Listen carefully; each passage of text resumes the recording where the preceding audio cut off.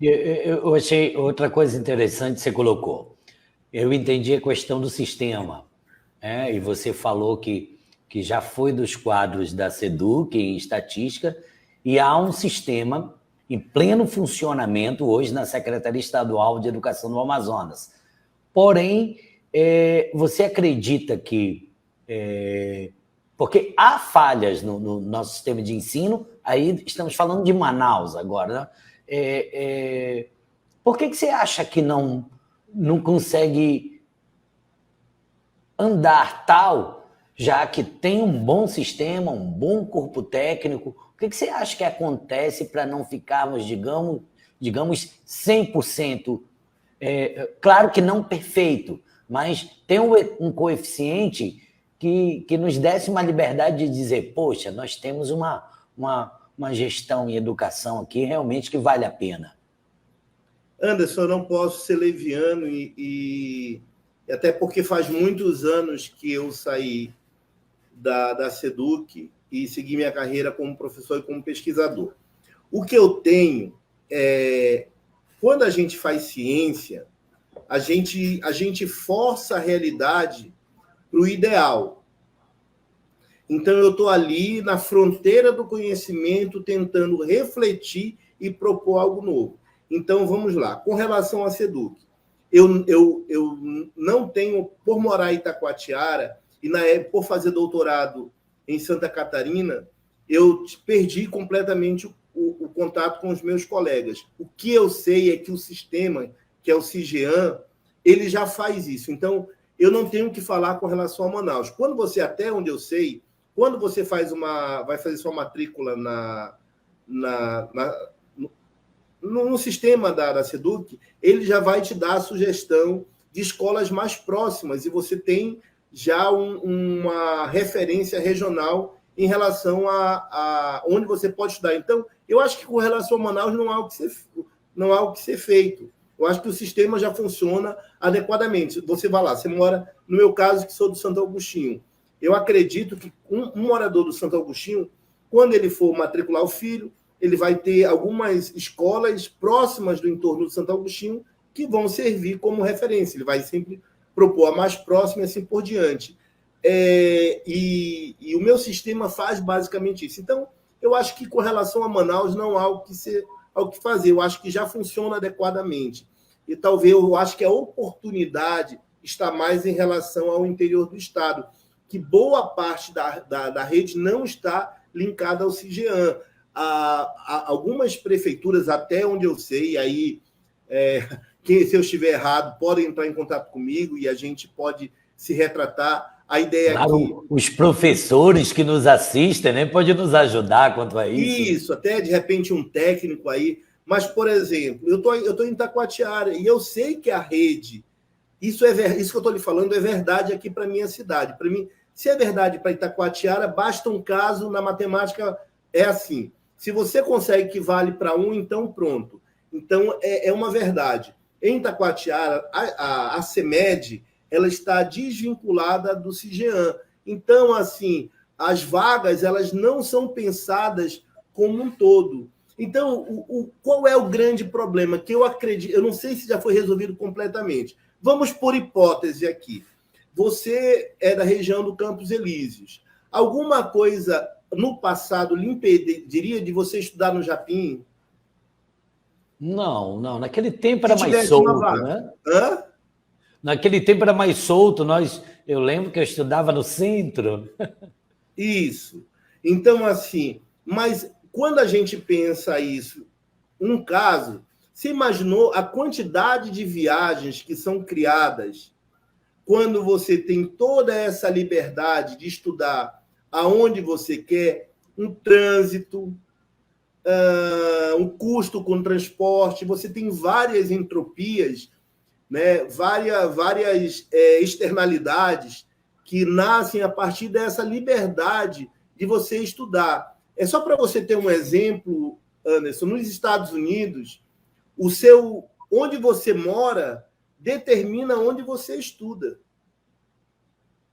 O aluno ele não tem a liberdade. Deve ser assim conosco aqui, né? Tem que ser do assim. ponto de vista de gestão, eu acredito, eu defendo que é a melhor forma, porque você consegue fazer um planejamento censitário, você consegue planejar a rede, você pode saber fazer um estudo ao longo do tempo para verificar se você vai precisar criar mais escolas do ensino básico, mais escolas do ensino fundamental a partir daquela população. Então, você pode ter regiões, né, escolares, e a partir daí você ordena e planeja melhor. Tá? E aí eu quero já me desculpar com os técnicos da SEDUC, que eu acredito que devam trabalhar, e eles se debruçam e são um corpo técnico. Eu sou um pesquisador, eu sou um sonhador que estou pensando isso de uma forma mais ampla. Eu não sou um técnico ali do dia a dia da SEDUC, que está, com certeza, eu tenho certeza que eles estão preocupados com isso também. O que eu faço é pesquisa.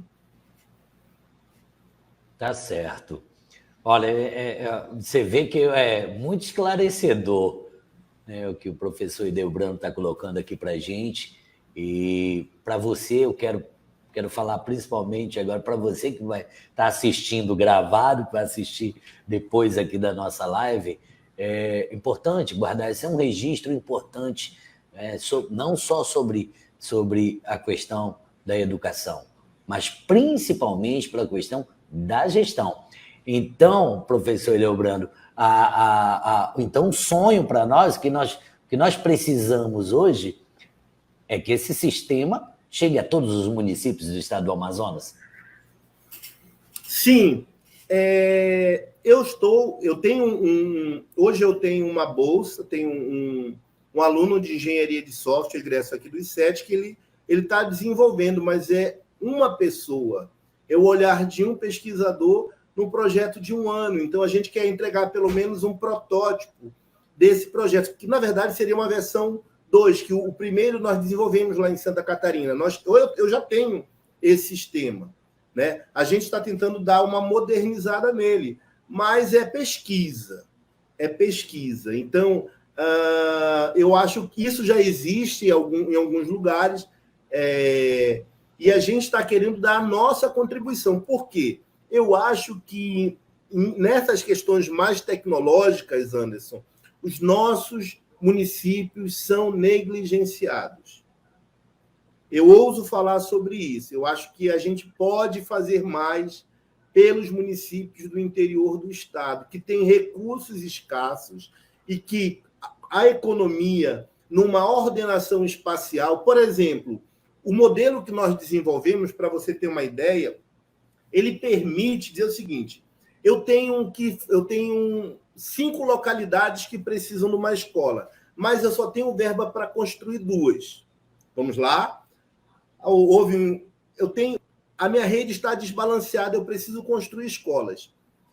Tem 5 locais que precisam, mas eu só tenho verba para 2. O nosso modelo permite que a gente faça simulações, estudos de cenários, a partir do quais nós podemos estudar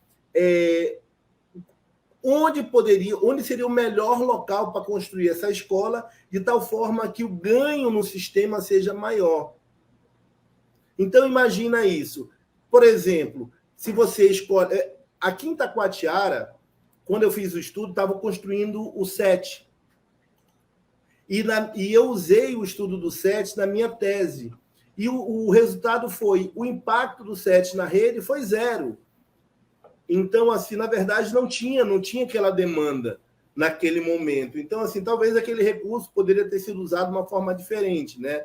Porque muitas vezes, Anderson, a decisão, ela não é técnica, ela é política. Decidiram construir, ótimo. A gente sempre fala assim: quanto mais escola, melhor. O importante é escrever. Será que aquele recurso não poderia ser utilizado naquele momento? A minha análise em relação a Itacoatiara é que não falta vaga. Você tem algo em torno de 20 mil vagas para 16 mil alunos. Ou seja, se você fizer... Agora, você vai ter região da cidade que está superlotada. E você vai ter... um estudo que eu fiz, você tem turma com 10 alunos e turma com 57. Então, existe um desbalanceamento. Então, não é falta de vaga na escola, né? É falta de um sistema que organize. Que consiga ver, porque e a culpa é do secretário municipal, é do prefeito, não é, porque você não tem um sistema que faça esse balanceamento. Que te dê informações para que você... Aí que está o trabalho de pesquisa, que eu tenho debatido, e professor Ideobrando, eu lhe peço até licença. À vontade. Porque é um assunto que eu debato sempre aqui com os meus convidados, e principalmente com políticos, com relação com toda essa questão que está havendo aí, do presidente da República, com relação à pesquisa. Está aí, gente, está aqui a prova. Tem um professor universitário aqui nos colocando que, se eu não tiver dados científicos, eu não tenho embasamento para eu ter uma boa gestão. Não adianta eu não vou tirar da cartola. O prefeito, nem o secretário, ou qualquer gestor público não vai tirar da cartola. Ele precisa da ciência, ele precisa de dados, essas informações. Teve um assunto que nós abordamos aqui, professor, com relação, no início do ano, com relação ao IBGE. Tiraram simplesmente 94% do recurso do IBGE, que é um instituto de vital. Você, como estatístico, sabe muito bem disso. O trabalho do IBGE é de vital importância para todas as instituições do nosso país, inclusive para a universidade, para nós jornalistas que utilizamos a plataforma do IBGE praticamente todos os dias. Então, como é que eu vou tirar? Praticamente, eles deixaram o IBGE com 6% do recurso total. Eles tem uma questão técnica, se você me permite, você tocou aí, desculpe te interromper, Anderson, deixa eu ajudar a contribuir nesse debate. Tem uma questão técnica que ninguém está discutindo, eu vi poucas vezes na mídia sobre isso. Quando o Collor atrasou, o IBGE, se eu não me engano, foi de 90 para 91, foi debatida uma questão que hoje eu não vi ninguém falar sobre isso, e eu ainda era estudante de estatística, que a gente trabalha com uma coisa chamada séries históricas, séries temporais. É uma das áreas da estatística, e você tem uma certa periodicidade para você verificar se existe tendência, se existe estabilidade, se os indicadores estão, os muitos indicadores estão evoluindo. Então, quando você atrasou, se eu não me engano, aí me perdoe se eu estiver errando, de 90 era para ter sido o censo, ele ocorreu em 91.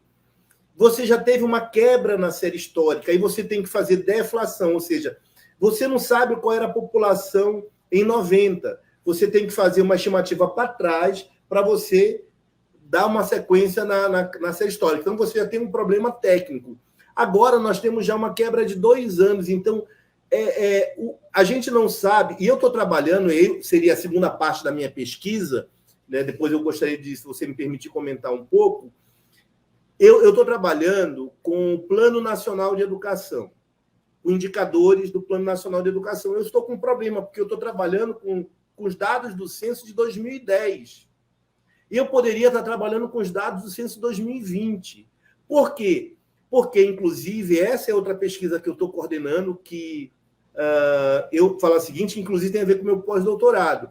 Mas, do ponto de vista do IBGE, eu estou com um problema, eu estou tendo que, provavelmente, cometendo mais erro do que deveria, porque a minha base não é 2020, como deveria ser, se o censo tivesse sido feito. É 2010, então tem uma defasagem de 12 anos. E aí, depois, se você me permitir, eu queria conversar um pouquinho. Mas eu acho que tem uma questão técnica. O trabalho que o IBGE faz é fundamental. Nós precisamos nos conhecer para definir como é que está o perfil da população, as crianças, onde devem ser abertas escolas, se precisa posto de saúde. Esses dados que o IBGE levantam são fundamentais para políticas públicas e é uma pena que o governo não tenha feito até agora.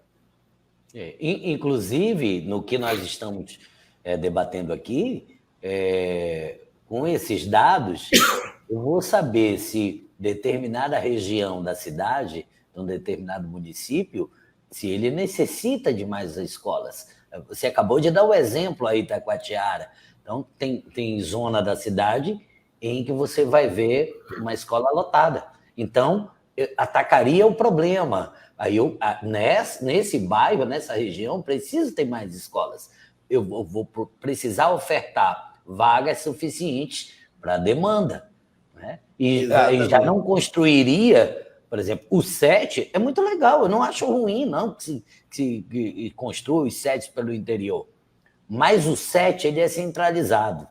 Né? Ele é centralizado. Então, quem mora perto, ok, bingo, né? Mas quem não mora vai ter aquela questão toda que você falou, do transporte. Tudo isso faz parte do cotidiano e pode atrapalhar, não, pode dificultar a questão da educação das crianças. E a gente está falando só da educação, Anderson. A gente não falou da saúde, por exemplo, para você dimensionar a mesma técnica que eu utilizo para definir postos de educação, escolas, a gente utiliza para definir número de postos de saúde. Você tem modelos matemáticos que dizem assim, quanto você tem um posto de saúde que atende um determinado raio, um número de bairros.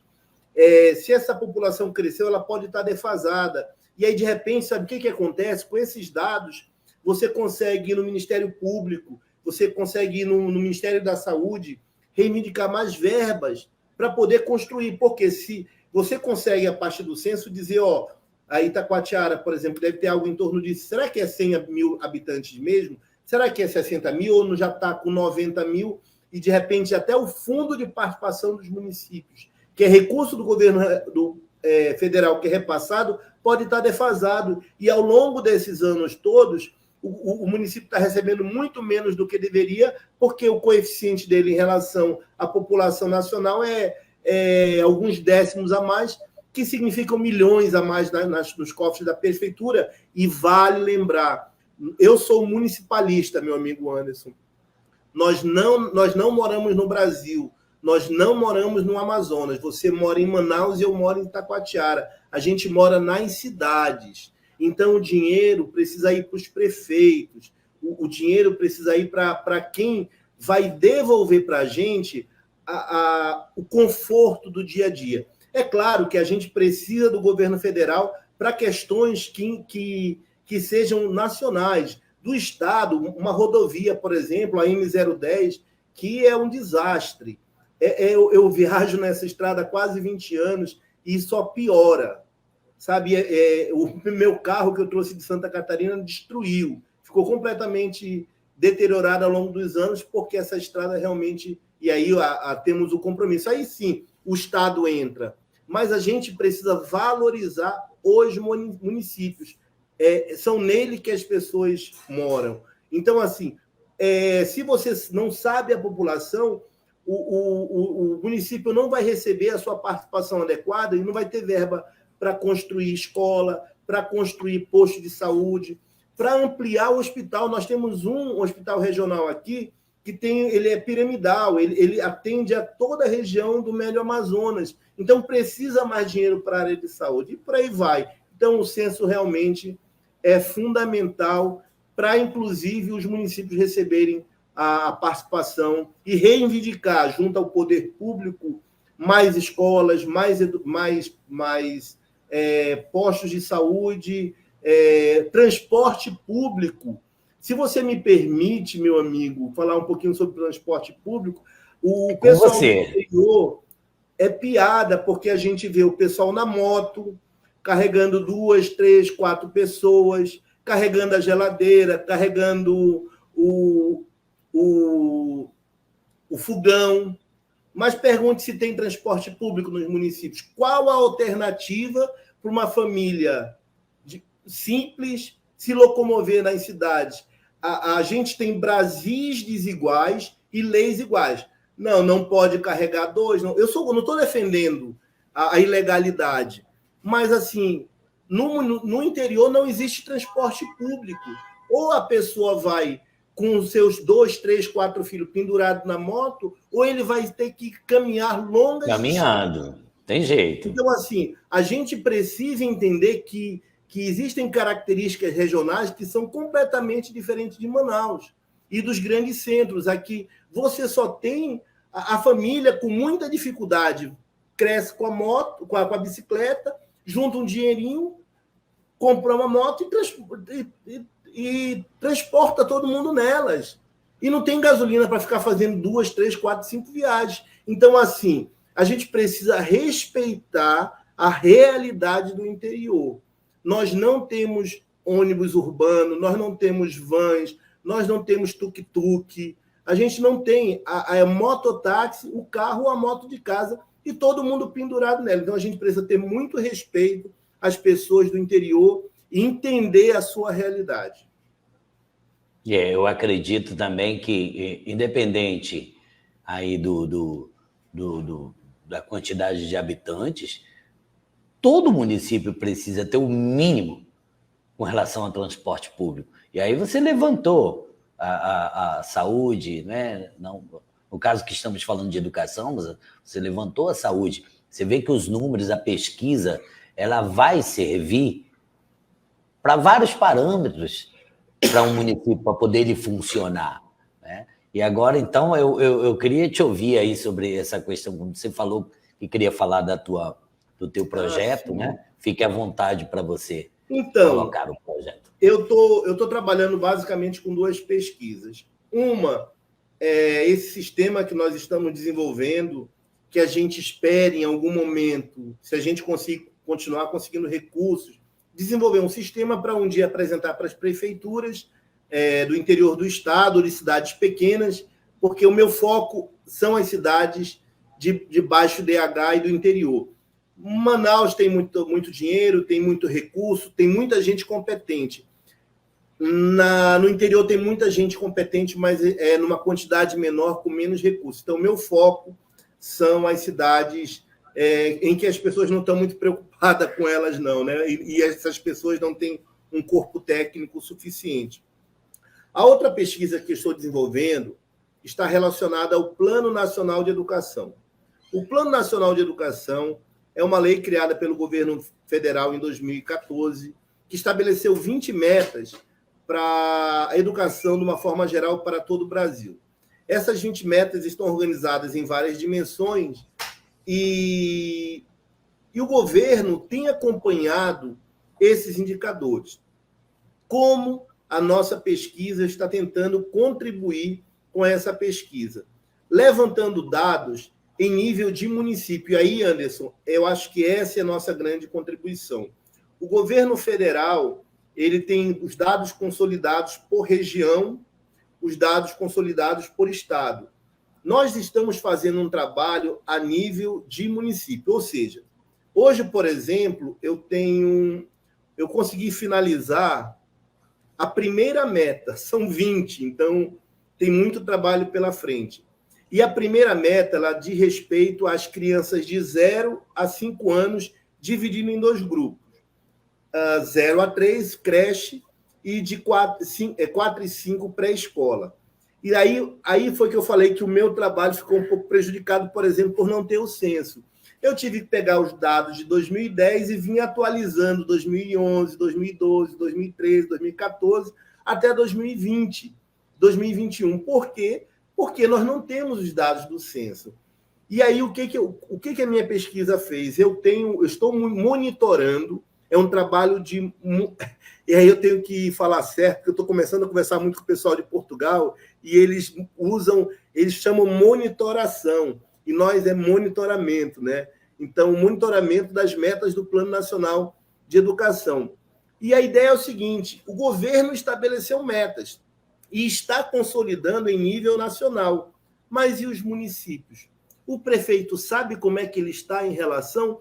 E olhando aqui em Itacoatiara, pelo contato que eu tive, eu apostaria que talvez eles não tenham esses dados de uma forma tratada que desse uma resposta em tempo real ao longo dos anos. E é nisso que eu estou atacando. Qual é o meu objetivo no final? Eu tenho que entregar isso até agosto do próximo ano, né?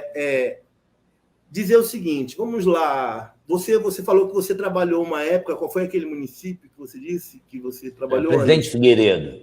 Vamos lá.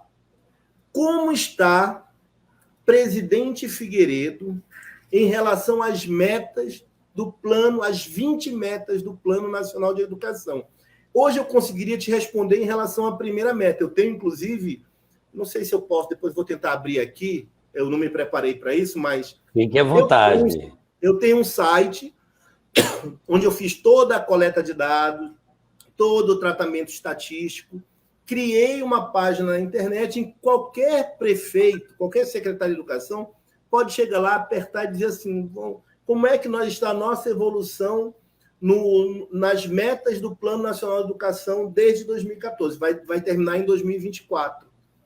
E a primeira coisa que eu vou te dizer é a seguinte, não vão bater, não vão alcançar, e provavelmente eles não sabem disso, e eu já tenho esses dados e sei que eles não vão alcançar. Então tá embaixo. Está embaixo. Está embaixo mesmo, não. Com relação à creche, tu sabe que creche nunca existiu, né?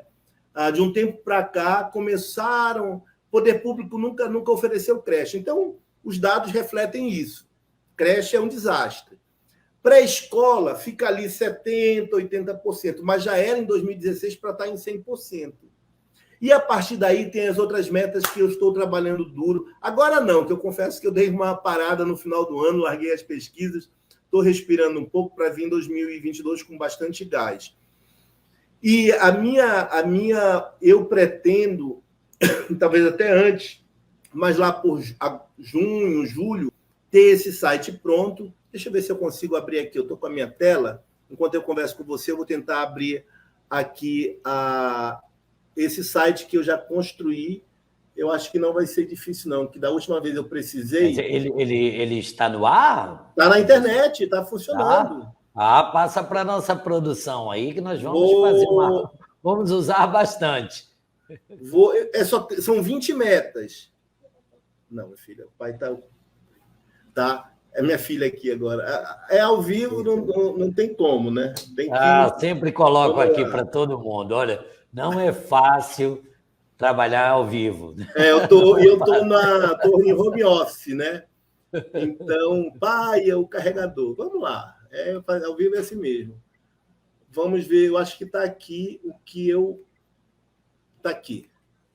Peguei o link, vou colocar aqui no chat. Ok. Deixa eu ver se... Logo que eu vou colocar aqui para o pessoal.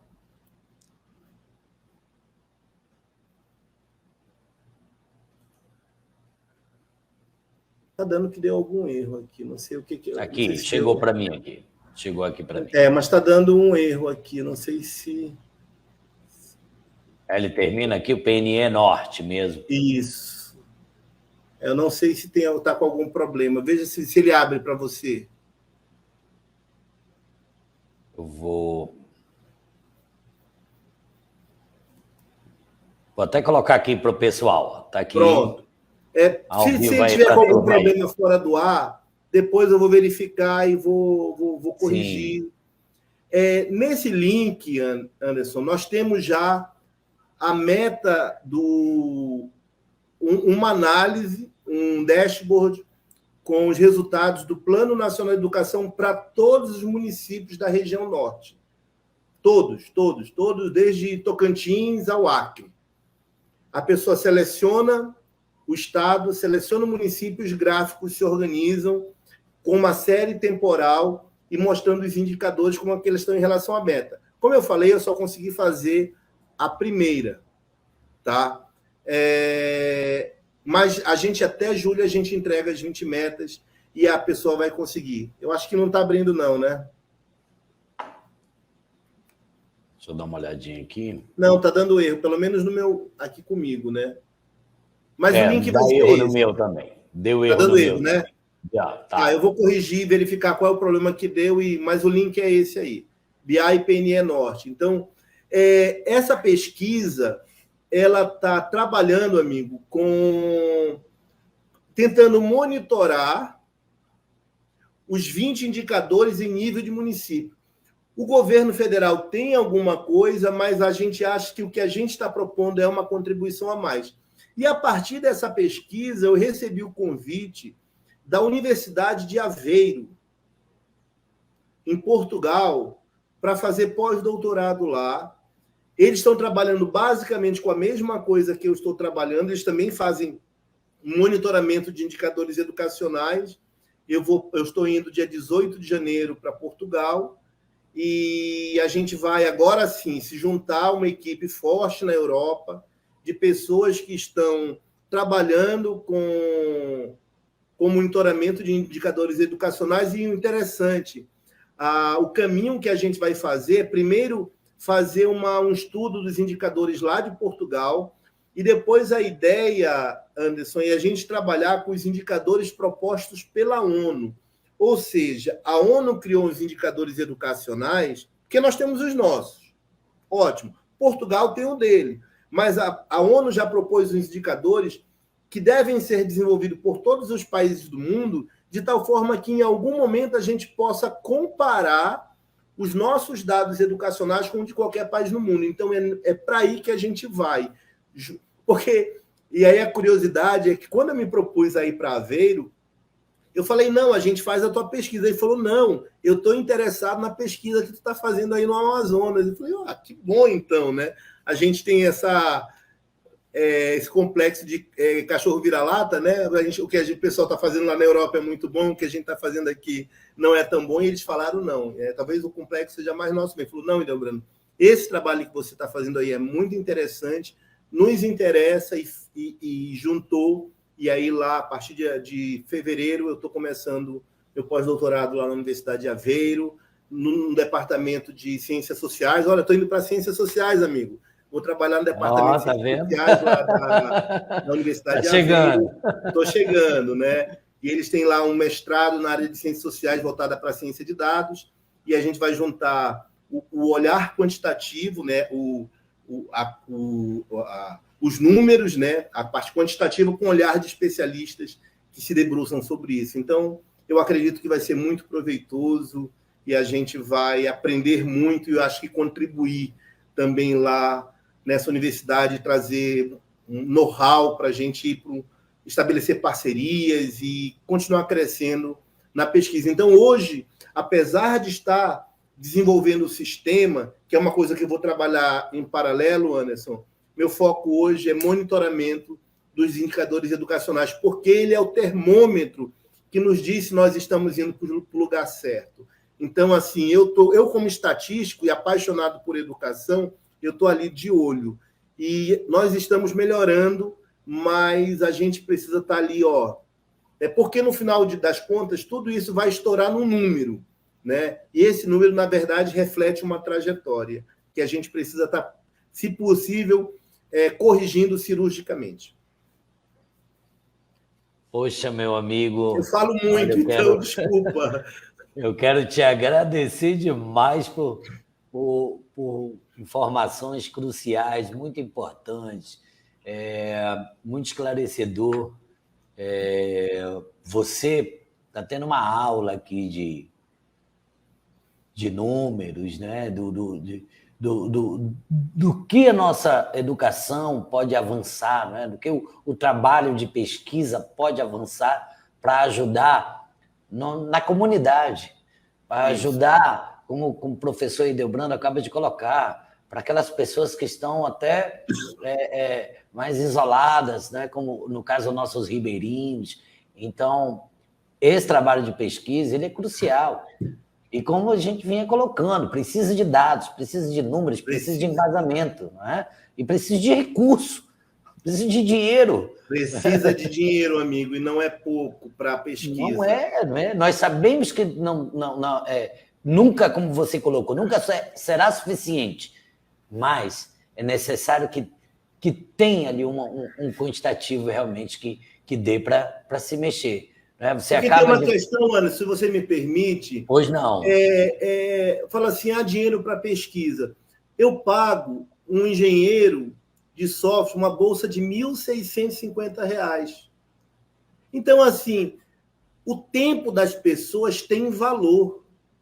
O conhecimento tem valor. E esse jovem fala assim, precisa de... Agora pega 1.650, um engenheiro de software. Ele trabalha comigo, eu pago uma bolsa de 1.650 para ele. É um bom salário para uma pessoa em início de carreira, mas qualquer empresa no mercado de trabalho vai pagar para esse engenheiro muito mais. Ele vai ganhar, no mínimo, no início de carreira, o engenheiro de software, com o mercado aquecido, como nós estamos, R$ 3.000. Como é que eu mantenho uma pessoa desenvolvendo um sistema comigo?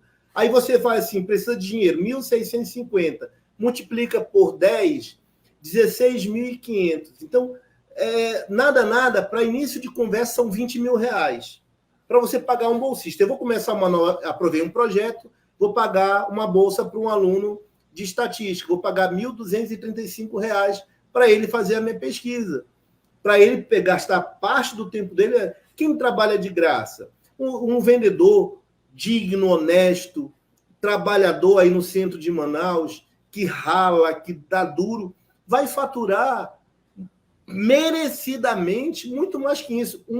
Sem dúvida. Um camelô vai trabalhar ali no sol a sol, na chuva a chuva, no nosso momento chuva a chuva, com dignidade, com honestidade, vai tirar muito mais que isso. E aí, como é que a gente faz pesquisa se a gente não está disposto a valorizar o conhecimento técnico de pessoas, de um estatístico, de um aluno de estatística, de um recém-formado em engenharia? Aí você fala assim, nada, se você paga R$ 2.000, vezes 10 dá 20 mil, R$ 24.000 para você manter uma pessoa ganhando um salário módico em relação ao mercado. Então, assim, não se faz nada sem dinheiro, né? Sem investimento em educação. Isso é ilusão. E aí, minha gratidão à FAPEAM, que tem sido fundamental no desenvolvimento da Amazônia. A presidente, que eu tive a oportunidade, foi a nossa reitora, Márcia Perales, ela realmente, com o olhar de quem já foi reitora da universidade, está fazendo um excelente trabalho, inclusive com um olhar especial para o interior do Amazonas. Então, minha gratidão à FAPEAM, que realmente tem sido o braço do governo investindo. Eu fui para o doutorado com bolsa da FAPEAM. Seria impossível eu ter ido para lá e ser hoje doutor e tentar contribuir como eu contribuo sem a bolsa que eu ganhei lá. Então, realmente, a gente tem um organismo. Só que quando você olha para a Europa tem quase 100 bilhões de euros para os próximos anos investido, enquanto o governo federal está cortando verba. A FAPEAM está fazendo a diferença no nosso estado. A gratidão a todos os envolvidos e quem tem a sensibilidade de dizer que investimento, isso volta para a sociedade, sim. Volta transformando vidas, sim. Sem dúvida. Eu também quero aqui ressaltar aqui o trabalho da FAPEAM, que ele é uma turma também que trabalha com pouco dinheiro. Né? É uma turma que trabalha por paixão ali, né? Paixão pela pesquisa, pelo trabalho mesmo. Né? Eu já fiz também algumas entrevistas com alguns pesquisadores, gente ligada à FAPEAM, e realmente também quero reiterar aqui o que o professor acaba de colocar. Parabéns a todos vocês, verdadeiros guerreiros aí na FAPEAM. Verdade. Meu amigo professor Ildebrando, foi um prazer te receber aqui, esse papo tão aberto. Nós que já tivemos vários e vários papos assim, muito abertos, né? Nós somos assim, graças a Deus, como você, fiquei feliz quando você se referiu em uma conversa nossa aí há uns dias atrás, né, do nosso futuro, quando éramos jovens, nós sabíamos que ia dar alguma coisa. Então, sempre tivemos papos muito abertos e eu estou muito feliz hoje. Quero te confessar quero confessar a todo o nosso público que eu estou muito feliz de te receber, de te rever, anos que a gente não conversava, e que bom que a gente pôde ter esse papo assim, com várias pessoas nos assistindo e com muitos que ainda vão nos assistir aí, ainda mesmo aqui no Facebook, lá no YouTube. Eu quero te agradecer em nome de toda a nossa equipe aqui, em nome da nossa amizade, por você ter estado essa hora aqui comigo. Anderson, eu lembro que eu lhe falei, e o reconhecimento à sua família, a excelente educação que você teve, a oportunidade Eu brincava na nossa conversa que da dupla, o inteligente é você, eu sou o esforçado, né? Você sempre foi um jovem brilhante, inteligentíssimo, sempre tive muita admiração por você. Então, eu tenho certeza que o Portal na Amazônia está sendo capitaneado por uma pessoa. Quem trabalha com você deve conhecer o seu brilhantismo. Era essa a visão que eu tinha de você quando jovem, da pessoa de uma boa família que recebeu uma educação, e aí parabéns aos seus pais por isso.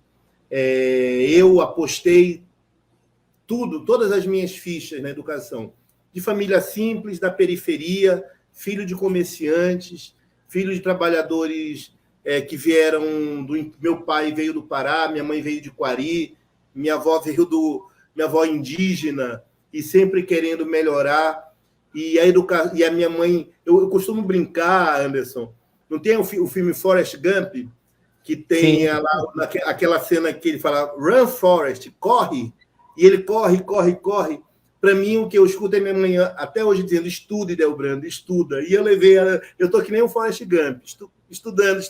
Até hoje. Estou indo para o pós-doutorado, e a minha gratidão, reconhecimento. Primeiro, a minha mãe, que foi minha maior incentivadora, e hoje a minha esposa, porque essa próxima etapa do doutorado e do pós-doutorado é com ela que tem me incentivado, porque tem hora que a gente tem hora que cansa, né? Mas ela sabe, e é a minha maior incentivadora, que a gente pode mais. E aí vai ser uma oportunidade para as nossas filhas, para Maria Clara, para Bianca, viverem um período na Europa, e mostrar para ela novas oportunidades, e quem sabe dali elas seguirem. Então, a educação mudou a sua vida, a educação mudou a minha vida, e eu acho que os nossos governantes deveriam ter essa sensibilidade de entender que o mínimo que eles podem nos dar para que as pessoas mudem o seu futuro é a educação. Dá educação para o povo que ele se vira. Sabe? É isso mesmo. Dá educação para o povo que ele vai mudar a sua história. Então, é com esse sentimento que eu venho aqui, com uma pessoa que larguei uma carreira numa grande indústria, trabalhei numa das maiores indústrias de refrigerantes do mundo, e larguei porque eu acho que a vida precisa ter propósito. E quando eu olho para a minha carreira e vejo que eu ajudei a formar engenheiros, médicos, farmacêuticos, hoje eu vou na pesquisa tentando, usando o lema da nossa região, que é desenvolvê-la. Eu sou um desenvolvimentista, então eu acho que o Estado tem um papel crucial. Eu não sou um liberal, né? Eu acho que a gente também não precisa se encaixar numa casinha. Mas assim, eu acredito que o Estado tem um papel, porque ele vem todo mês aqui, ele leva um pouquinho do nosso. Então, ele tem responsabilidades com todos os brasileiros. Os políticos, eles são funcionários públicos. Então, eles recebem toda aquela mordomia que eles têm em Brasília, que eles têm nos palácios, eles têm com dinheiro público. Eles não gastam o dinheiro deles para viver aquela vida. Eles gastam dinheiro que é recolhido quando você compra 1 quilo de arroz, quando você compra uma lata de leite. Esse dinheiro ajuda a bancar o luxo dos políticos, aquela vida cheia de regalias, que ajuda a pagar o meu salário, que sou professor universitário, e que ajuda a pagar o auxílio. É a mesma fonte.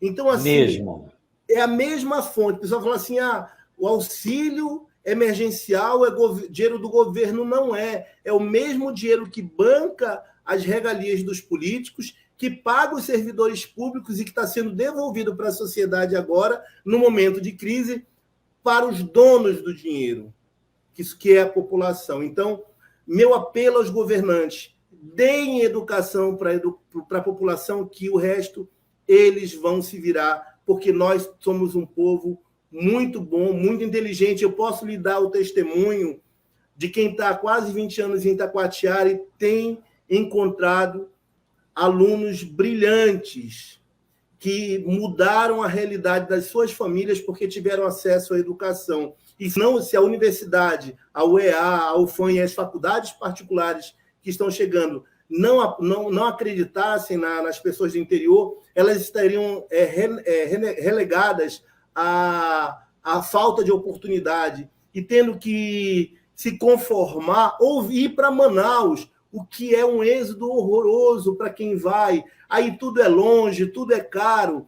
E aqui nós temos as universidades no interior do Amazonas ajudando a potencializar jovens brilhantes. Eu tenho alunos muito melhores que eu, que já são doutores, que estão em várias universidades, então só faltava a oportunidade. Desculpa se eu falo com entusiasmo. Com Jamais, que isso. Mas eu vi a educação mudar a vida de centenas, de milhares de pessoas nos anos que eu estou aqui no interior. Então, parabéns ao EA, que veio para o interior, parabéns ao professor Hindenberg, que foi um dos reitores, que ajudou a trazer a universidade, depois a professora Márcia, e tantos outros reitores que passaram por aí. Hoje o professor Silvio Pulga, que é um entusiasta, um amigo pessoal, o atual reitor é uma pessoa que eu tenho muito carinho, um que investe na educação no interior. Então, assim, deem educação para o nosso povo, é o mínimo que a gente precisa para a gente se virar. Foi a única coisa que me deram. Foi educação, e disso eu transformei a minha vida. Isso pode transformar a vida de todos nós. Verdade. Amém. Meu querido, mais uma vez eu te agradeço muito. Tá convidado para vir tomar um café aqui com a gente, tá bom? Opa. Antes de ir. E quando voltar, que vem aqui, né? Vem aqui, vamos fazer um... Ou quem sabe a gente não faz lá de Aveiro, né? Também, é verdade. Hoje em dia, o mundo hoje está mais próximo, as pessoas. O digital ficou menor.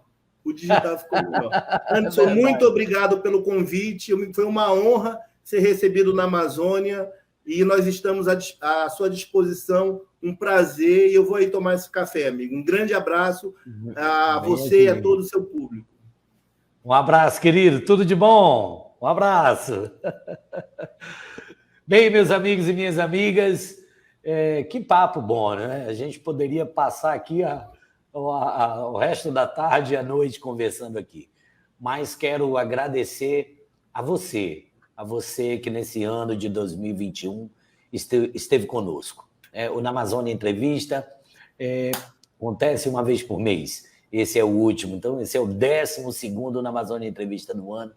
E quero agradecer você que participou durante o ano todo, você que teve a paciência de estar conosco durante todo esse ano. Quero te convidar para que no ano que vem estejamos juntos novamente. Quero agradecer a audiência, a sua participação sempre, né? Aqui a gente sempre coloca, se tiver 1, 2, 3 assistindo ao vivo, a gente faz um programa com o mesmo entusiasmo.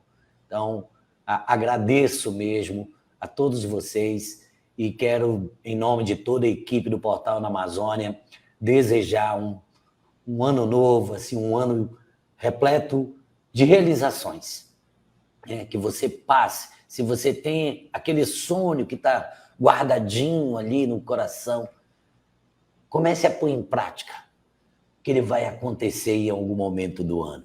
Então é hora de planejar que os seus objetivos eles venham a ser alcançados, que os seus sonhos venham a ser realizados da maneira que for, independente de qual seja ou como seja o seu sonho. Não deixe de sonhar e não deixe de ter esperança na vida. Um grande abraço, um grande beijo e amanhã estamos aqui 16 horas para fazer mais um 16 horas. Afinal de contas, 16 horas ainda tem alguns dias aí para se fazer, tá? Um grande beijo, um grande abraço. Até amanhã.